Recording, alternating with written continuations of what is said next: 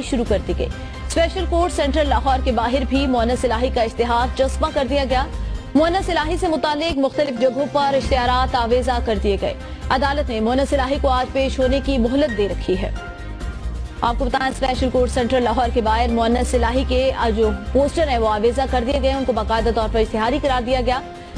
जी बिल्कुल, special court central FIA ने money laundering और मशकूक ट्रांजैक्शन के केस में साबिक वज़ीर पंजाब चौधरी परवेज इलाही को आज पेश किया जाएगा। इसके साथ ही मोनस इलाही को इश्तिहारी करार देने की कार्रवाई भी शुरू कर दी गई है। अदालत के बाहर मोनस इलाही का इश्तिहार चिपसा कर दिया गया। मोनस इलाही से मुतल्लिक मुख्तलिफ जगहों पर भी इश्तिहारात आवेजा कर दिए गए हैं। अदालत ने मोनस इलाही को आज पेश होने की मोहलत दे रखी है।